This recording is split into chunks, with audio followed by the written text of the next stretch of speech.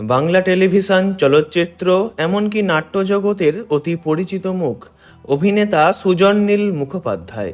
তাঁর পরিবার এখন খারাপ সময়ের মধ্য দিয়ে যাচ্ছে। গুরুতর অসুস্থ হয়ে হাসপাতালে ভর্তি হয়েছেন তাঁর পিতা, বর্ষীয়ান অভিনেতা তথা নাট্য ব্যক্তিত্ব অরুণ মুখোপাধ্যায়।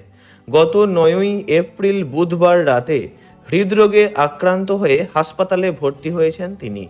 হাসপাতালে একাধিক শারীরিক পরীক্ষা নিরীক্ষার পর তাঁর হার্টে 2টি ব্লকেজ ধরা পড়েছে। বয়স হয়েছে তাঁর 90 বছর। তাই বয়সের কথা মাথায় রেখে দেরি করতে চাননি ডাক্তাররা। দ্রুত অপারেশনের সিদ্ধান্ত নেওয়া হয়।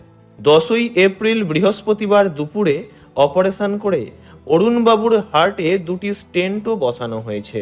জানা গিয়েছে 90 পেরিয়ে যাওয়া অরুণ মুখোপাধ্যায় বয়সজনিত নানান অসুস্থতায় ভোগেন, নিয়মিত ওষুধও খান।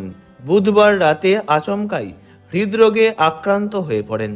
তবে এখন কেমন আছেন বর্ষীয়ান অভিনেতা? ছেলে সুজন নীল মুখোপাধ্যায় জানিয়েছেন বর্তমানে তাঁর বাবা একটু ভালো আছেন, যদিও চিকিৎসকরা এখন তাকে আইসিইউতে রেখেছেন পর্যবেক্ষণের জন্য। সব ঠিক থাকলে শনিবারের মধ্যেই ছেড়ে দেওয়া হতে পারে তাকে।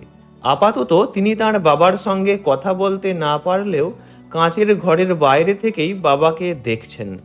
অরুণবাবু দ্রুত সুস্থ হয়ে উঠুন, এই কামনাই করি। ভিডিওটি এই পর্যন্তই। বিনোদন জগতের সব রকম খবরাখবর জানতে চ্যানেলটি অবশ্যই সাবস্ক্রাইব করবেন। ধন্যবাদ।